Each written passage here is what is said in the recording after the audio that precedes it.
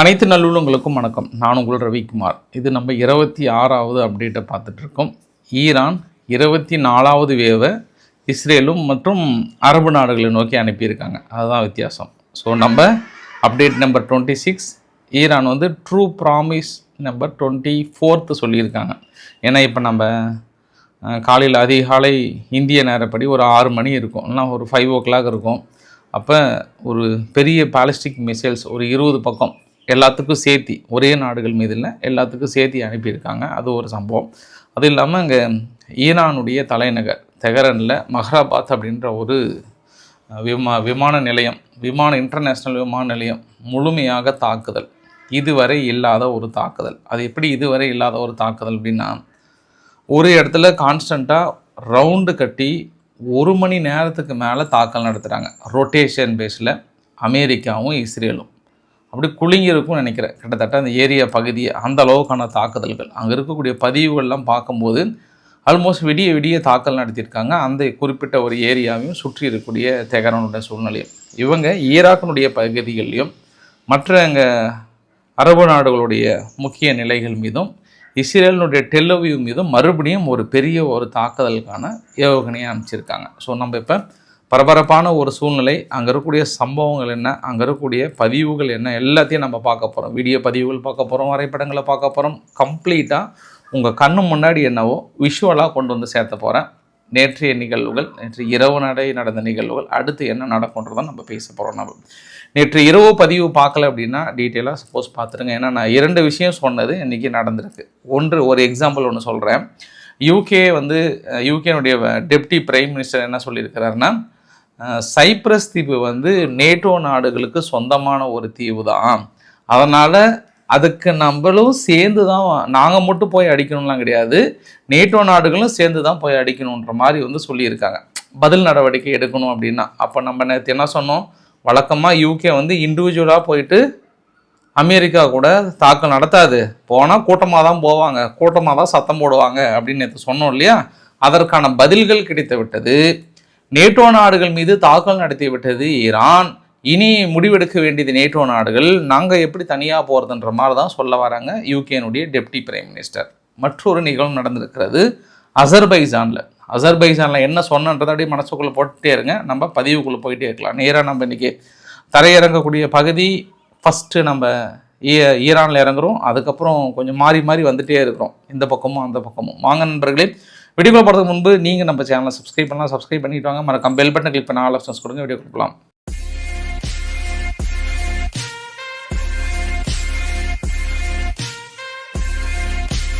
பதிவுக்குள்ளே போகிறதுக்கு முன்பு சேஃப்டி ரொம்ப முக்கியம் எப்போவுமே. ஏன்னா கள நிலவரம் ரொம்ப மோசமாக இருக்குது. நாளுக்கு நாள் மிக கடுமையான தாக்குதல் இருக்கிறது. அதாவது மெஹ்ராபாத் ஏர்போர்ட், அதை சுற்றி இருக்கக்கூடிய லாஜிஸ்டிக் ஹப் அப்படின்னா மேபி அங்கே ஆயுதங்கள் இருக்கலாமான்ற அடிப்படையிலும் மறுபடியும் அந்த விமான நிலையத்தை பயன்படுத்த முடியாத அளவுக்கான ஒரு தாக்குதலை மிகப்பெரிய அளவுக்கு நிகழ்த்தியிருக்காங்க. இந்த தாக்குதல் ஷிஃப்ட் பேஸில் அடிச்சிருக்காங்க. ஃபஸ்ட்டு இஸ்ரேல் ஒரு 50 போர் விமானங்கள் அனுப்புகிறாங்க, அடித்து முடிச்சுட்டு ரிட்டர்ன் ஆகுறாங்க. மறுபடியும் அமெரிக்கா போகிறாங்க, ஒரு 50 போர் விமானங்களுக்கு மேலே அடிக்கிறாங்க. மறுபடியும் ரிட்டர்ன் இவங்க ஒரு ஷிஃப்ட் பேஸில் வராங்க. இந்த மாதிரி ஒரு 3-4 தடவை அடிச்சிருக்காங்க தொடர்ந்து. இது தெஹரான் அந்த மஸ்ராபாத்ன்ற ஒரு இன்டர்நேஷ்னல் விமான நிலையத்தையும் தாண்டி அதை சுற்றி தெஹரான் முழுவதும் நேற்று கடுமையாக குலுங்கியது. அதை நம்ம பார்க்கும்போது நம்ம என்ன உணரலான்னா, இதுவரை இல்லாத ஒரு தாக்குதல்களை நிகழ்த்தி இருக்கிறது அப்படின்னு சொல்ல முடியும். ஸோ இந்த தாக்குதலுக்கு ஐஆர்ஜிசி குலுங்கியதா என்றால் உடனடியாக அதற்கான பதில் நடவடிக்கையில் இறங்கியது. அதுனா 23rd வேவ் ட்ரூ ப்ராமிஸ் 4 23வது வேவ் நாங்கள் அனுப்பிட்டோன்னு சொல்லிட்டு ஒரு வீடியோ பதிவுமே வெளியிட்டிருந்தாங்க ஈரான் தரப்பில். அந்த வீடியோ பதிவில் என்ன சொல்கிறாங்கன்னா, ஒன்ஸ் அகைன் இஸ்ரேலினுடைய தலைநகர் குறிவைக்கப்படுகிறது. அவங்க சொன்ன ஸ்டேட்மெண்ட் என்னென்னா, Sheikh Isa airbase Bahrain, Ali Al Salem airbase Kuwait, naval support activity Jufair in Bahrain, Al Azraq airbase in Jordan. இதில் இருக்கக்கூடிய அமெரிக்காவுடைய ஸ்பெசிலிட்டிஸ், டெக்னாலஜிக்கலாக இருக்கக்கூடிய பகுதிகள், cyber security, military support center, Beersheba, southern Israel, இந்த பகுதிகளெல்லாம் குறிவைத்து டசன்ஸ் ஆஃப் மிசைல்ஸ் அமைச்சிருக்கோம். எல்லாமே பாலிஸ்டிக் ஏவுகணைகளை நாங்கள் அனுப்பியிருக்கோன்றாங்க. டசன்ஸ் ஆஃப் மிசைல்ஸ் அப்படின்னா ஒவ்வொன்றுக்கும் பிரித்து அனுப்பியிருப்பாங்க. இந்த கடப்பாவுக்கு 2, குண்டூருக்கு 2, பவானாடாவுக்கு 2 அந்த மாதிரி வந்து பிரித்து அங்கே அனுப்பியிருப்பாங்க ஈரான் தரப்புலேருந்து. ஆனால் பாலிஸ்டிக் ஏவுகணைகளுடைய அந்த வேவ் வந்து குறைந்திருக்கா அப்படின்னா ஈரான் தரப்பில் அனுப்புனது குறைஞ்சிருக்கு. ஏன்னா நேற்று இஸ்ரேலுடைய ஸ்டேட்மெண்ட் என்ன சொன்னாங்க அப்படின்னாங்கன்னா, நாங்கள் ஃபுல்லாக வாட்ச் பண்ணிகிட்ருக்கோம், அவங்க பாலிஸ்டிக் ஏவுகணைகளை தாக்கல் நடத்த வெளியே வந்தாவே, இப்போ கிரவுண்ட்லேருந்து வெளியே வர்றதோ இல்லை வேறு எங்கேயாவது பொது வெளியில் தான் வந்து அடிக்க முடியும், அது மாதிரி வரும்போது நாங்கள் பார்த்து அடிச்சிட்ருக்கோம். எங்களுடைய கெஸ்ஸிங், யார் இஸ்ரேலுடைய கெஸ்ஸிங் என்ன சொல்கிறாங்கன்னா, இஸ்ரேல் அமெரிக்காவுடைய ஸ்டேட்மெண்ட்டில், அவங்க ராணுவ ஸ்டேட்மெண்ட்டில் இன்னும் ஒரு 300 பாலிஸ்டிக் மிசைல்ஸ் இருக்குது, அந்த 300 மட்டும் அழிச்சிட்டோம் அப்படின்னா ஓரளவுக்கு நாங்கள் நெருங்கிட்டோம்னு அர்த்தம்ன்றாங்க. அவங்களும் முழுசாக நாங்கள் அடிச்சிட்டோம் அப்படின்னு அவங்க சொல்ல, 300 கண்டிப்பாக இருக்கும். ஆனால் இதுக்கு முன்பு வந்து 2000-3000 பக்கம் நாங்கள் எதிர்பார்த்தோம், அதை ஆல்மோஸ்ட் நாங்கள் நெருக்கிட்டு வந்துட்டோம், ஃபைனலாக ஒரு 300க்குள்ளே வந்து கொண்டு வந்துட்டோம், அதுவும் கொஞ்சம் வெளியில் வராமல் வந்தால் நாங்கள் அடிக்க போகிறோன்ற மாதிரி அவங்களுடைய இராணுவ தரப்புல இருந்து சொல்லியிருக்காங்க. சரி, இன்னொரு பதிவு என்னென்னா, இஸ்ரேலினுடைய தாக்குதல் இன்றைக்கி டெல்லவீவ் நோக்கி அடித்தாங்கல்ல, அதில் ஒரு சில பதிவுகள் கிடைத்திருக்கிறது. ஆனால் ஈரானில் கிடைக்கிற மாதிரி இஸ்ரேலில் இருக்கக்கூடிய பதிவுகள் கிடைக்கிறதா என்றால் கம்ப்ளீட்டாக சென்சிட்டிவ், கம்ப்ளீட்டாக பேண்டு. அவ்வளோ சீக்கிரம் எந்த பகுதிகள் இலக்காக்கப்படுகிறது, எந்த பகுதியில் வந்து நடக்குதுன்றதெல்லாம் கிடைக்கல. ஒரு எல்லா வீடியோ பதிவு சர்க்குலேட் ஆகிறது எல்லாமே பழைய பதிவுகள் தான். அவ்வளோ பேன் பண்ணியிருக்காங்க, அவ்வளோ ரெஸ்ட்ரிக்ட் பண்ணியிருக்கிறாங்க இஸ்ரேலுக்குள்ளார கம்ப்ளீட்டாக. ஆனால் அந்த ரெஸ்ட்ரிக்டடையும் தாண்டி சேட்டலைட் இமேஜஸ் வந்து எப்படி எடுக்கிறாங்கன்னா, ஒரு தாக்கல் நடந்தது அப்படின்னா அந்த தாக்குதலுக்கான அந்த ஹீட் வேவ்ஸ் எல்லாம் மாறும் கொஞ்சம், அதை வைத்து அந்த சேட்டலைட் இமேஜஸ் எடுத்திருக்காங்க. பட் அதில் மறைக்க முடியாதுல்ல, இஸ்ரேல் வந்து என்னதான் அவங்க சென்சிட்டிவாக இருந்தாலும் என்னதான் அவங்க மறைச்சாலுமே வந்து அவ்வளோ சீக்கிரம் அதை மறைக்க முடியாது. வரைபடத்துக்கு போகிறதுக்கு முன்பு நான் மற்றொரு விஷயத்தையும் சொல்லிடுறேன். ஈரான் கிளைம் பண்ண அந்த யூஏஇ ஸ்ட்ரைக் இருக்கு இல்லையா, யூஏஇயில் ஒரு பேட்ரியாட்டிக் ஏர் டிஃபென்ஸ் கண்டிப்பாக வெடிச்சிருக்கும். ஏன்னா அது அங்கே எடுத்த வீடியோ பதிவுகள் என்ன வந்திருக்குன்னா, எரிஞ்ச பதிவில் பேட்ரியாட்டிக் மிசைல்ஸ் வந்து பலமாக அடி வாங்கியிருக்கு. ஸோ மற்றொரு அவங்களுடைய வான்தடுப்பு சாதனங்கள் கடுமையாக பாதிக்கப்பட்டிருக்கிறது. ஏற்கனவே டிஹெச்ஏஏடி இருக்கு இல்லையா, டிஹெச்ஏஏடி வந்து யூஏஇனுடைய அவங்க அந்த பேஸில் பயங்கரமாக அடி வாங்கின பதிவுகள் நம்ம ஏற்கனவே போட்டிருந்தோம். பட் இரண்டாவது பேட்ரியாட்டிக் ஏர் டிஃபென்ஸை வந்து அவங்க இல்லைனாலும் மறுத்திருக்காங்க. பட் ஈரான் நடத்திய தாக்குதலில் இராணுவ வீரர்கள் தங்கியிருந்த ஒரு சில பேஸில் வந்து அடி வாங்கியிருக்கு. மேபி இழப்புகள் இருப்பதற்கான வாய்ப்புகள் இருப்பதாகவும் தென்படுகிறது. இன்றைக்கி இரவுக்குள்ளார அமெரிக்கா அனௌன்ஸ் பண்ணுவதற்கான வாய்ப்புகள் நிறையா இருக்குது. ஏன்னா அமெரிக்க தரப்பில் இன்னும் டென்ஷன் ஆகிருக்காங்க. நம்ம கிரவுண்ட் ஆப்ரேஷனே தொடங்கிடலாமான்ற இறுதிக்கட்ட முடிவுக்கு வந்திருக்கிறாங்க அப்படின்னாவே தெரியுது. Something will happen. அதாவது நிறைய பேர் பக்கம் இருந்திருப்பாங்களா அப்படின்ற இன்னொரு கோணத்துலேயும் சந்தேகம் வருகிறது. இப்போ தான் நம்ம வரைபடத்துக்கு போகிறோம். இது ஆஸ் யூஷுவல் அதிகமாக இவங்க இது வரைக்கும் இலக்கு வைக்கப்பட்டது யூஏஇக்கு தான். 13க்கு மேற்பட்ட தாக்குதல் டைரக்ட் ஹிட்டாக இருக்குது. அந்த இம்பேக்டை வந்து கிரியேட் பண்ணியிருக்கு. நான் இதை பற்றி அதிகமாக விளக்க விரும்பலை, நான் அடுத்து நான் போகிறேன். நான் குவைத் 606 அட்டாக் நடத்தியிருக்காங்க ஈரான் தரப்பில் இருந்து. அது 25 சக்ஸஸ் பண்ணிட்டாங்கன்றாங்க. அதே மாதிரி Bahrain, Qatar, Lebanon, Israel, Iraq, Jordan, Saudi Arabia, Oman இத்தனை பகுதிகளை குறிவைத்து தாக்கல் நடத்தியிருந்தாங்க. நேற்று இரவு கூட ஒரு பதிவு ஒன்று சர்க்குலேட் ஆச்சு. சவுதி அரேபியானுடைய ரியாத் விமான நிலையங்கள் தாக்கப்பட்டதாக வந்து சொன்னாங்க. பட் அதுக்கப்புறம் அது அப்படியே ஹோல்ட் ஆகிடுச்சு. சவுதி அரேபியா ரெஸ்ட்ரிக்ட் பண்ணியிருக்காங்களா இல்லை மறைக்க விரும்புகிறாங்கன்னு தெரியல. பட் உங்களுக்கு அடுத்த பதிவில் நான் அதை வந்து கன்ஃபார்ம் பண்ணுறேன். சவுதி அரேபியானுடைய முக்கிய ரியாத் பகுதியில் ஒரு கடுமையான ஒரு தாக்கல் நிகழ்த்தப்பட்டதாக நேற்று நம்ம இந்திய நேரப்படி ஒரு 12 மணியிலிருந்து ஒரு 1 மணிக்குள்ளே வந்து கிடச்சிது. அதையும் உறுதி பண்ணுறேன். ஆனால் என்னதான் இஸ்ரேல் வந்து மறுத்தாலுமே இதுவரை இஸ்ரேல் நிலையங்கள் அதாவது எந்தெந்த பகுதிகள் தாக்கல் நடத்தப்பட்டிருக்கலாம்னா அந்த இடத்துல ஒரு பெரிய சேஞ்சஸ் தெரியுதுன்னு வரைபடத்தில் சொல்லியிருக்காங்க. ஒன்று வந்து மெரோன் பேஸ் ரேடார் சென்டர் அடிச்சிருக்காங்க மேலே பாருங்கள், லெபனான் பக்கத்தில். அடுத்து வந்து ரமாத் டேவிட் பேஸ் இருக்கியா, அந்த இடத்துல தாக்கல் நிகழ்த்தப்பட்டிருக்கிறது. அதுக்கு கீழே இஸ்ரேலினுடைய டிஃபென்ஸ் ஃபோர்ஸ்னுடைய ஹெட் குவார்ட்டர், அங்கே ஜென்ரல் ஸ்டாஃப்லாம் இருக்காங்க டெல்லவியூவில். அந்த இடத்துல பென்குரியன் விமான நிலையங்கள், டெல்னோஃப் ஏர்பேஸ், அப்புறம் ஜெருசலம் பக்கத்தில் கீழே வந்து பீர்ஷேவா, இந்த பகுதியில் எல்லாமே ஈரான் நடத்திய தாக்குதலில் பாதிப்புகள் இருக்கிறது. இஸ்ரேல் மறுத்தாலும் பெரிய அளவுக்கான இன்ஃபர்மேஷன் அவங்க கொடுக்கலனாலுமே அந்த இடத்துல பாதிப்புகள் இருப்புன்னு சொல்லியிருக்காங்க. அப்புறம் இந்த சைடு பார்த்தோம் அப்படின்னா யூஏயில் இருக்கக்கூடிய ஜயாத் இன்டர்நேஷ்னல் ஏர்போர்ட், ஷேக் இஷா ஏர்பேஸ் இங்கே பக்ரைனில், அப்புறம் யூஎஸ்னுடைய நேவி சப்போர்ட் பக்ரைனில் இருக்கக்கூடிய ஹிண்ட் ஜஃபீர்ன்ற பகுதியில்.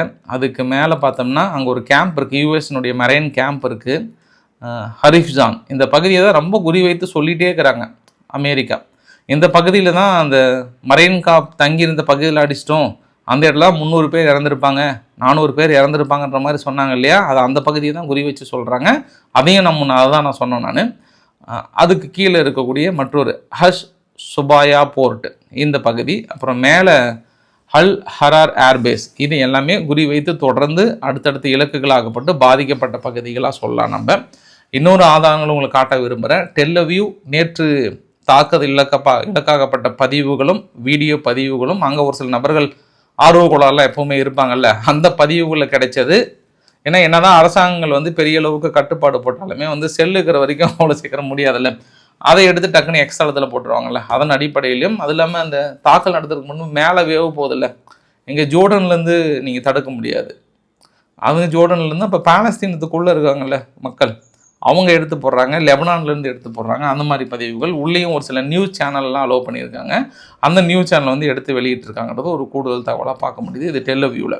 இப்போ நம்ம பெரிய ஒரு கிரவுண்ட் அட்டாக் விடிய துப்பாக்கி சண்டையே கேட்க ஆரம்பித்து விட்டது லெபனானுடைய சதன் லெபனான் பகுதியிலையும், அப்புறம் பீக் வேளாண்ற பகுதியிலும். இந்த வரைபடத்தில் பார்க்குறீங்கல்ல, பக்கத்தில் பாருங்கள், உங்களுக்கு துப்பாக்கி சொல்கிற சவுண்டு கூட கேட்குற மாதிரி பெரிய அளவுக்கு கடகடா கடகடா அப்படின்ற மாதிரி சவுண்ட் வந்துட்டுருக்கும். அது எல்லாமே துப்பாக்கி சூடுகள் கடுமையாக நடைபெற்று கொண்டிருக்கிறது. கிரவுண்ட் ஃபோர்ஸில் மேலே முன்னேறிட்டு இருக்காங்க. ஆனால் இது வரைக்கும் 8லேருந்து 10 வீரர்கள் கடுமையாக பாதிக்கப்பட்டிருப்பதாக இஸ்ரேலுடைய மருத்துவமனைக்கு சேர்ந்துருக்காங்க. அந்த பதிவுகளும் பார்க்க முடிகிறது. இஸ்ரேல் முழுமையாக கிரவுண்ட் ஃபோர்ஸ் இறக்கியிருக்கிறாங்க. கொஞ்சம் லைட்டாக மஞ்சள் கலர் மாதிரிலாம் இருக்குல்ல, அது எல்லாமே அட்டாக் நடத்தினது. ஹெஸ்புல்லா இஸ்ரேலுடைய நிலைகள் மீது அட்டாக் பண்ணுறாங்க. இவங்க ட்ரோன் தாக்குதலை நிகழ்த்துறாங்க, விமானத்தின் மூலயமாவும் தாக்கல் நிகழ்த்தியிருக்காங்க. அது டயர்ன்ற பகுதியில் கடுமையான ஒரு தாக்குதல். லெபனானில் இது வரைக்கும் 300க்கும் மேற்பட்ட டார்கெட், ஹெஸ்புல்லானுடைய டார்கெட்டை நாங்கள் குறி வைத்து அடித்திருக்கிறோம்ன்றாங்க. ஸோ இதுவரை வான் தாக்குதல் மட்டுமே நிகழ்த்தப்பட்டிருந்த அந்த லெபனான் பக்கத்தில் பெய்ரூட்லேயும் ஒரு சில துப்பாக்கி சண்டை கடுமையாக கேட்கப்பட்டிருக்கிறது.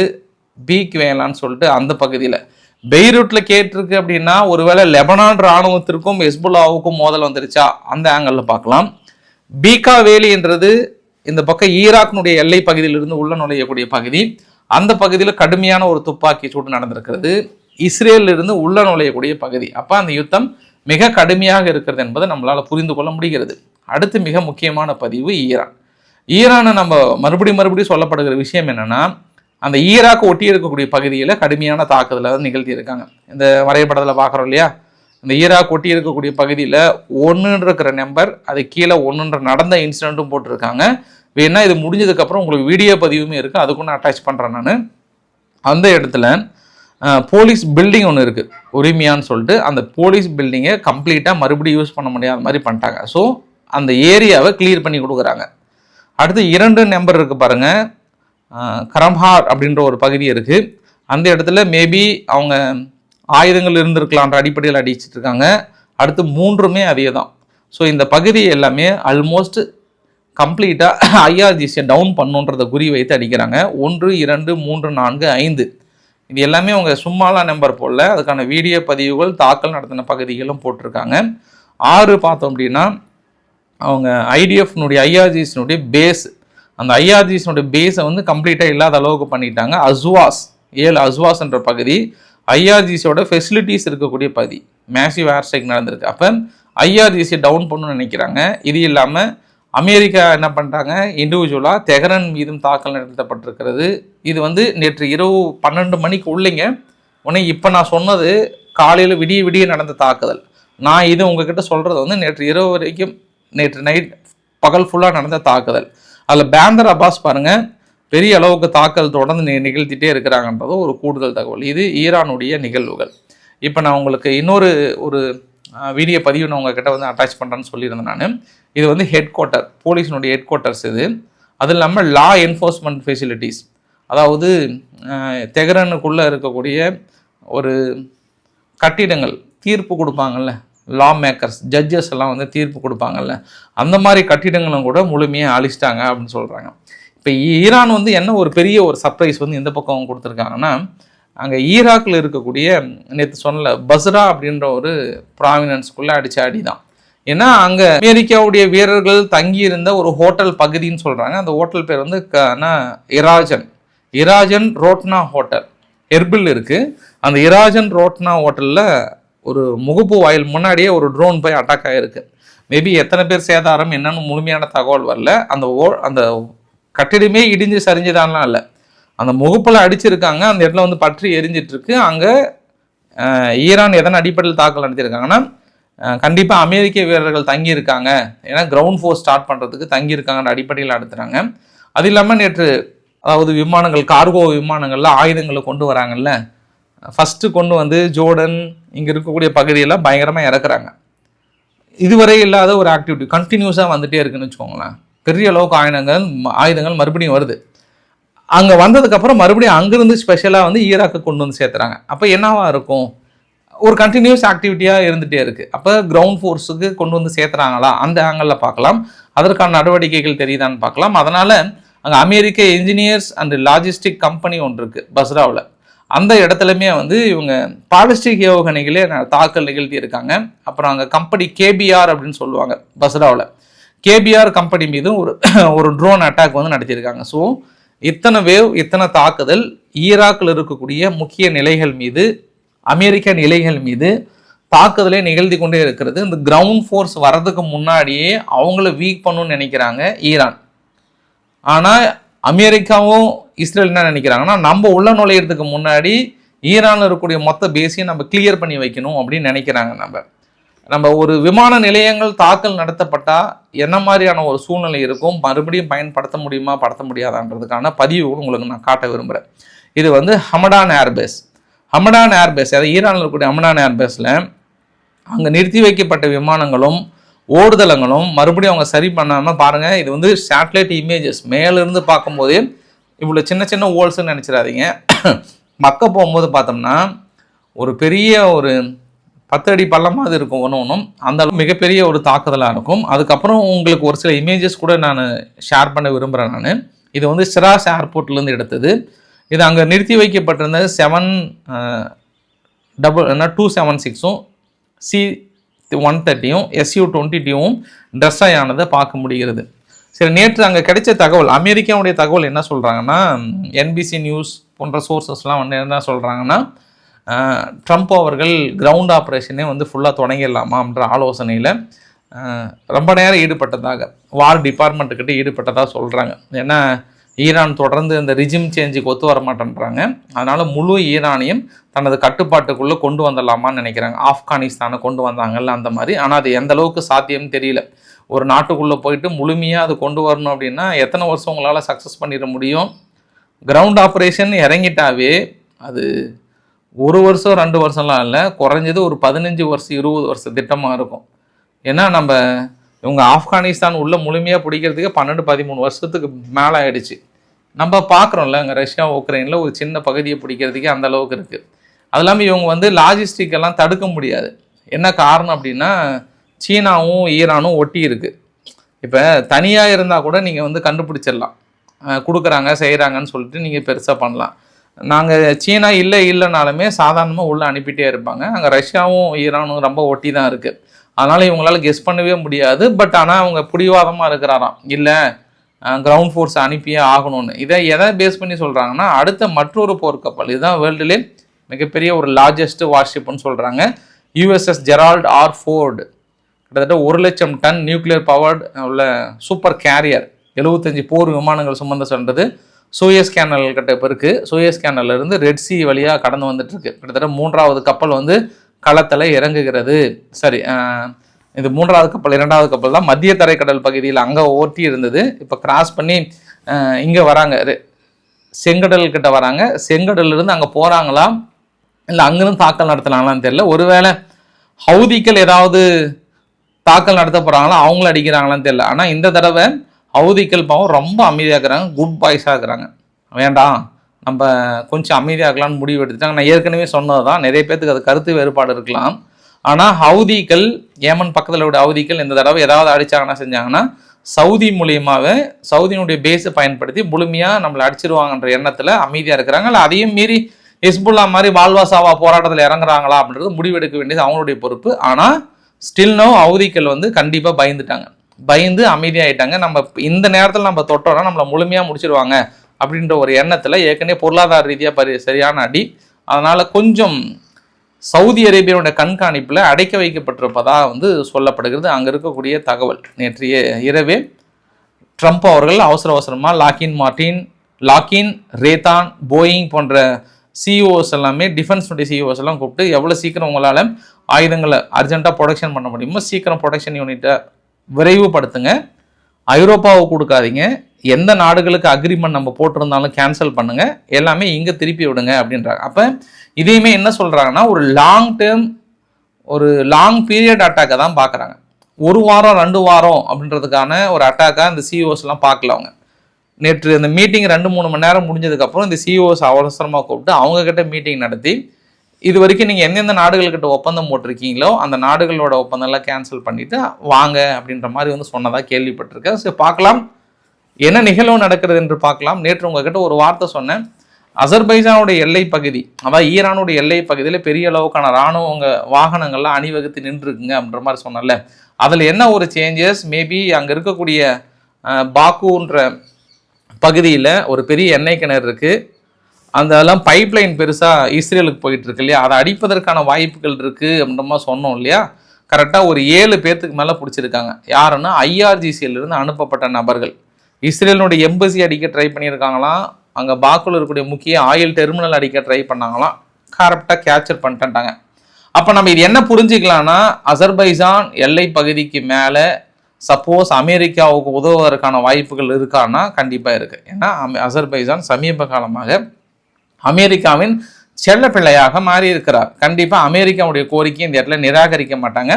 அதற்கான காரணங்களையும் தேடி விட்டார்கள். முதல் காரணம், அவங்களுடைய இன்டர்நேஷனல் விமான நிலையம் பக்கத்தில் 2 ட்ரோன் தாக்குதல் ஈரான் நிகழ்த்தவில்லை என்றாலும் அசர்பைஜான் ஒற்றுக்கொள்ள மறுக்கிறது.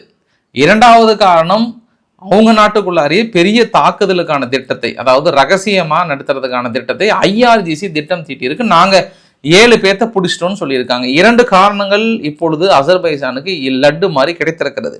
இந்த லட்டை வைத்து சாப்பிட்றாங்களா இல்லை புளிஞ்சு பூந்தி ஆக்குறாங்களா, அப்படி கசக்கி பூந்தி ஆக்குறாங்களான்ற நம்ம பொறுத்திருந்து பார்க்கலாம். இந்தியா செய்த சம்பவம், இந்தியா ஈரானுடைய போர் கப்பலுக்கு தஞ்சம் கொடுத்திருக்கிறது.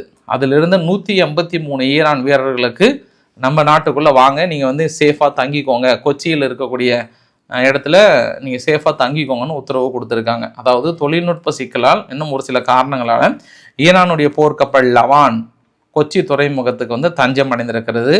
இந்தியா ஒன்றும் பிரச்சனை இல்லை, நாங்கள் பார்த்துக்குறோம், வந்து சேஃபாக நிறுத்திக்கோங்க அப்படின்ற ஒரு உத்தரவும் கொடுக்கப்பட்டிருக்கிறது. 183 வீரர்கள் இருக்காங்க. ஏற்கனவே ஸ்ரீலங்கானுடைய இதில் வந்து நிறுத்தி வைத்திருக்காங்க. இன்னொன்று இப்போ இந்தியாவுக்குள்ளே நிறுத்தி வச்சுருக்காங்க. ஏன்னா ரொம்ப நாளாக இங்கே நிறைய பேர் கேள்வி கேட்டாங்க, இந்தியா எதுவும் பண்ணலையா செய்யலையா அப்படின்ற மாதிரி கேள்விகள் கேட்டாங்க. ஸோ இந்தியா ஈரானுடைய போர்க்கப்பலுக்கான முழு உதவிகள் செய்திருக்கிறது. முழுமையாக நாங்கள் இருக்கோம் அப்படின்னு சொல்லியிருக்காங்க. அதனால தான் 2 நாளைக்கு முன்பு கூட இந்தியாவுக்கு அனுப்பப்படுகிற க்ரூட் ஆயிலை மட்டும் நாங்கள் எதுவும் பண்ணலன்ற ஒரு அனௌன்ஸ்மெண்ட் வந்து கொடுத்துருக்காங்க. நாட் ஓன்லி இந்தியா, சீனாவுக்கு அனுப்பப்படுகிற கப்பலுக்கும் ஒன்றும் இஷ்யூ இல்லைன்ற மாதிரி சொல்லியிருக்காங்க. ஆனால் ஃபால்ஸ் ஃப்ளாகில் இதை வைத்து வேறு யாராவது யூஸ் பண்ணாங்கன்னா நாங்கள் தாக்கல் நடத்துவோம் அப்படின்ற மாதிரி வந்து சொல்லியிருக்காங்க ஈரான் தரப்பில். இன்றைக்கி அதிர்ச்சி செய்தியாக போட்டாங்கன்னாங்க, 60 உயர்ந்திருக்கிறது சிலிண்டரோட விலை அப்படின்னு சொன்னாங்க. இது வழக்கமாக அதிர்ச்சியெல்லாம் இல்லை, எதிர்பார்த்த ஜியோ பாலிடிக்ஸ் பார்க்குற அத்தனை பேர்த்துக்குமே தெரியும் கண்டிப்பாக விலை ஏற்றம் இருக்கும். ஏன்னா மற்ற எல்லா விலையோட எல்பிஜி வந்து விலையேறினா கூட நம்மளுக்கு கிடைக்குமான்ற ஆங்கிளில் பாருங்கள். இன்னும் 1 மாதத்துக்கு அப்புறம் விலை வந்து 1500 கூட ஏறட்டும், ஆனால் தட்டுப்பாடு இல்லாமல் கிடைக்குமா அப்படின்னா பெரிய ரிஸ்க்கு தான். ஜார்ஜியாவில் சுத்தமாக கிடைக்கலன்ற மாதிரி சொல்கிறாங்க. ஐரோப்பா நாடுகளே வந்து கடுமையான தட்டுப்பாடுகள் விதிக்க ஆரம்பிச்சிட்டாங்க. நிறைய ஃபேக்ட்ரிஸ்லாம் யூஸ் பண்ணக்கூடாதுன்னு சொல்லிட்டாங்க. பக்கத்தில் பாகிஸ்தானில் சுத்தமாகவே இல்லை அப்படின்ற ஒரு கண்டிஷன் ஃபுல்லாக சோஸ் ஆகிடுச்சு. ஒரு மாதிரி பாகிஸ்தானுடைய வீடியோ பதிவுலாம் பாருங்கள், அங்கே பெட்ரோல் பங்க்லேருந்து எல்லா இடத்துலையும் மிக கடுமையான அளவுக்கு கிட்டத்தட்ட இல்லைன்ற கண்டிஷனுக்கே வந்திருக்காங்க. அதான் ஒரு $30 $3 லட்சம் வரைக்கும் விலை உயர் அளவுக்கு வாய்ப்பு இருக்குன்ற மாதிரி சொன்னாங்க. ஏன்னா கத்தார் தான் பெரிய டிஸ்ட்ரிபியூட்டர் வேர்ல்டு லெவலில், ஒட்டுமொத்தமாக நிறுத்திட்டாங்க. இப்போ நம்மளுக்கு விலை ஏறினா கூட பிரச்சனை இல்லை, ஆனால் அது கிடைக்குமா அப்படின்னா அது கிடைக்காது. அது வெளியுறவு கொள்கையினுடைய தவறுலாம் இல்லை, அது உலகளாவிய அளவு தாக்கம். அது அதை சப்போர்ட் பண்ணுறதுக்காக நான் சொல்லலை. நான் ஆக்சுவல் ஃபேக்ட் இது. எல்லாத்துக்குமே இந்த தாக்கங்கள் கண்டிப்பாக சீனாவிலிருந்து இந்த ஏரியா ஃபுல்லாகவே பெரிய அளவுக்கு இருக்கும் என்பதும் ஒரு கூடுதல் தகவலாக சொல்ல முடியும். அதையும் மீறி நம்ம இப்போ எந்த பேனும் இல்லாமல் ரஷ்யா உதவியின் பேரில் கொண்டு வராங்க. அதுவுமே நேற்று ஒரு சில வேலைகள்லாம் செஞ்சாங்க. இன்டர்நேஷ்னல் மீடியாஸ்லாம் போயிட்டு ரஷ்யா கிட்ட ஒரு சில தகவல்லாம் கேட்டாங்க. நீங்கள் இந்தியாவுக்கு எந்த அளவுக்கு கொடுக்குறீங்க செய்கிறீங்க அப்படின்ற மாதிரி கேட்டாங்க. நாங்கள் அதை வெளியிட விரும்பலன்ட்டாங்க. எங்களுக்கும் இந்தியாவுக்கு இருக்கக்கூடிய ரிலேஷன்ஷிப்பை நாங்கள் வெளியிட விரும்பல. ஒரு சில கெட்ட எண்ணம் உள்ளவர்கள் அதை தடுக்க நினைக்கிறார்கள் அப்படின்னு இருக்காங்க. அந்த கெட்ட எண்ணம் உள்ளவர்கள் யார் அப்படின்றத நீங்களே புரிஞ்சுக்கோங்க. காஷ்மீர்லேயும் பெரிய அளவுக்கான ஒரு போராட்டம் மிக பயங்கரமாக அமெரிக்காவுக்கு எதிராக நடந்திருக்கிறது என்பதும் ஒரு கூடுதல் தகவலாக சொல்ல முடியும். இன்றைக்கு ஓரளவுக்கான தகவலை கவர் பண்ண நினைக்கிறேன். மறுபடியும் உங்களை அப்டேட் நம்பர் 27 உங்களை மீட் பண்ணுறேன். நன்றி, வணக்கம். பிடிச்சா லைக் பண்ணுங்கள், ஃப்ரெண்ட்ஸுக்கு வந்து ஷேர் பண்ணுங்கள். யார் இருக்கலாம் வார் அப்டேட் அப்படி கண்ணு முன்னாடி தோணுன்னு உங்கள்கிட்ட கேட்டாங்களோ நம்மளை ரெஃபரன்ஸ் பண்ணுங்கள். அது மிகப்பெரிய ஒரு நன்றி கடனாகவும் இருக்கும். நன்றி, வணக்கம்.